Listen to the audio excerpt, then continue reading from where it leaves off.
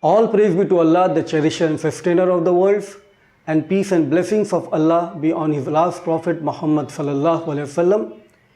Recently, I saw Dawid Wood's video again on the subject drinking Muhammad's blood, where he concludes that it is very necessary, compulsory, anyone who wants to enter paradise, he must drink the blood of Muhammad sallallahu alaihi wasallam. As if there is an instruction in the Qur'an or Hadith that you must drink the blood of Muhammad. Dawid Wood, do you have any evidence that all the companions of the Prophet Muhammad sallallahu alaihi wasallam, they drank blood of Muhammad? Or do you have any evidence from the Quran and Hadith or from any part of the Islam where it says that you must drink the blood of Muhammad to enter paradise? And believe me, you will not have such evidence from Islam. And believe me, there is nothing like that in Islam. Brother David, this is a lie from you, because this particular incident happened in Battle of Uhud, when Prophet Muhammad sallallahu alaihi wasallam suffered from injury. A Sahabi, a companion of Prophet Muhammad sallallahu alaihi wasallam, he just sucked the blood of Muhammad at that time. It was occasional. It was not the commandment from Muhammad that you should drink the blood. And second occasion is in the during the cupping of the blood, where one Sahabi, one companion, he secretly drank the cupped blood when cupping was done to Prophet Muhammad sallallahu alaihi wasallam. This is the two occasions when this thing happened.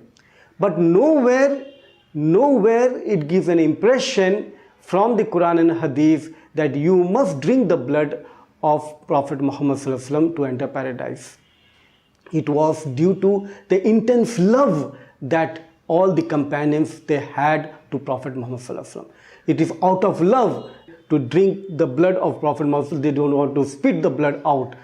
In fact, Prophet Muhammad sallallahu alaihi wasallam asked the companion to spit it out, but he said, no, I will not spit it out, I will drink it. It was out of love towards the Prophet Muhammad sallallahu alaihi wasallam. It was not for this purpose that you must drink the blood of Muhammad, then you will enter paradise. Nothing like that.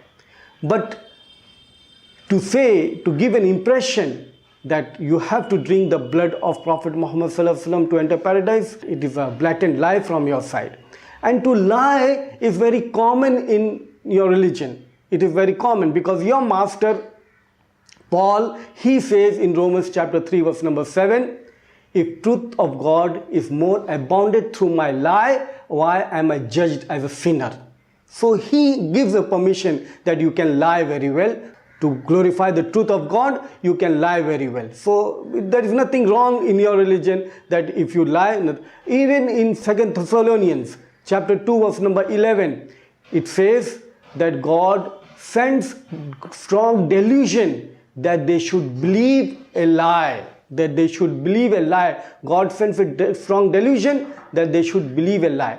So you are lying, David, that you have to drink the blood of Prophet Muhammad to enter paradise. Now, all the companions did not drink. It was just an occasional thing to happen, and it happened. It was not a rule. It was not a law. It was not an injunction from Quran and Hadith that you must drink the blood of Prophet Muhammad sallallahu alaihi wasallam.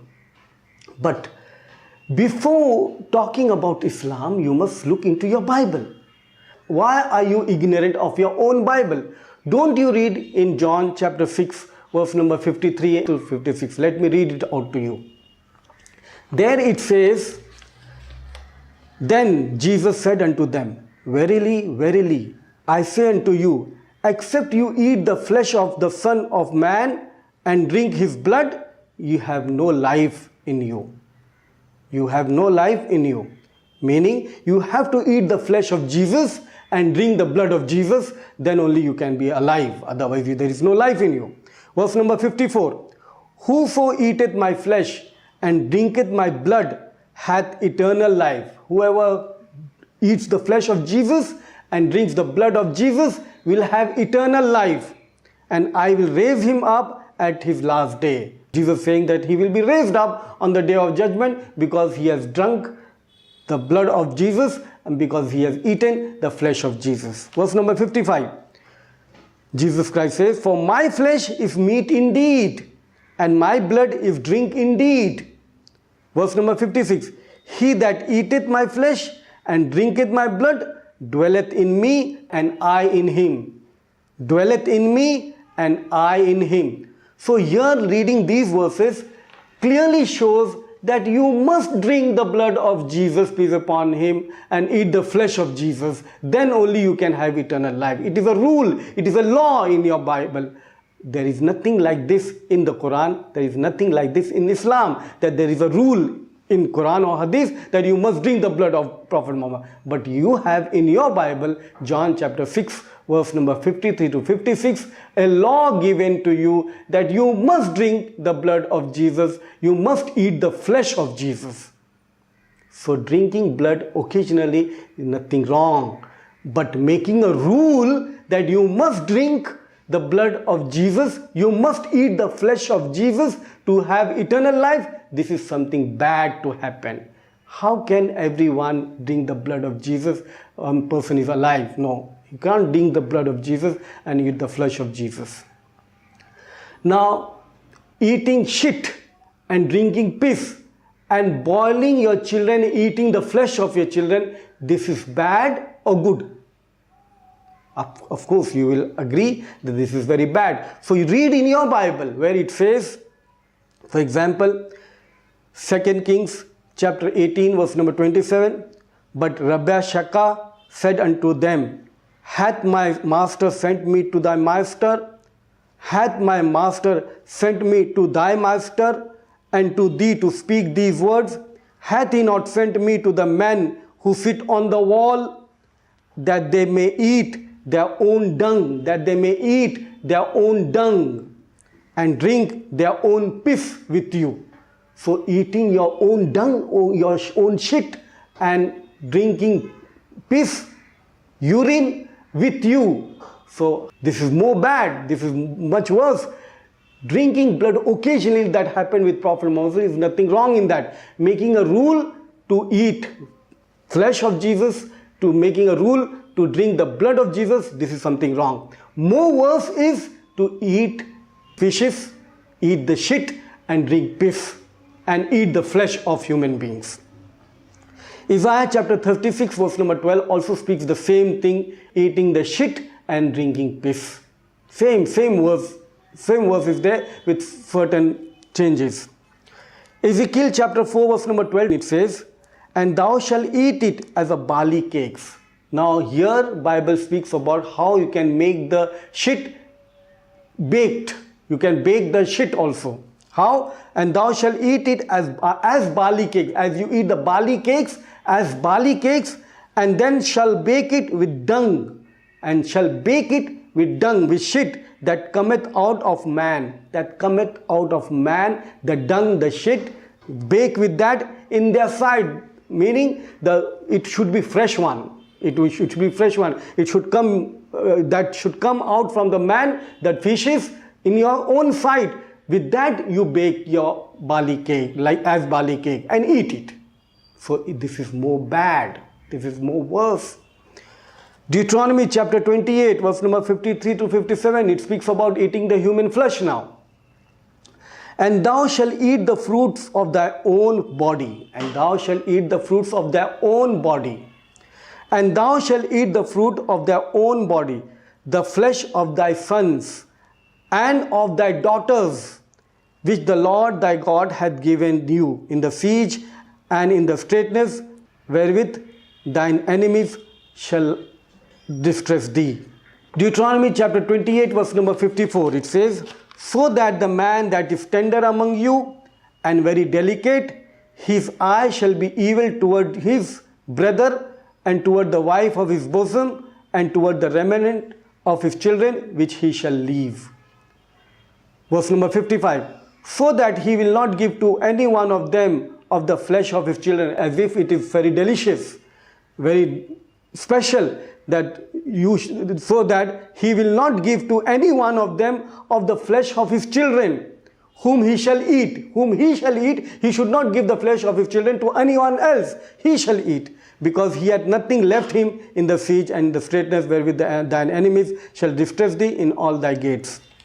Verse number 56, Deuteronomy chapter 28 verse number 56, the tender and delicate woman among you, which would not adventure to set the sole of her foot upon the ground of delicateness and tenderness. Her eye shall be evil toward the husband of her bosom, and toward her son, and toward her daughter. Verse number 57. And toward her young one that cometh out from between her feet, meaning her own children, and toward her children which she shall bear, for she shall eat them for want of all things. She shall eat them, she shall eat their children, she shall eat their own children. How is it possible that one is instructed to eat the flesh of their own children? This is not enough. There are many more. Leviticus, these are the books of Moses. Deuteronomy is the book of Moses, law. Leviticus, book of Moses, law. Leviticus chapter 26, verse number 29 says, and ye shall eat the flesh of your sons, and the flesh of your daughters shall ye eat.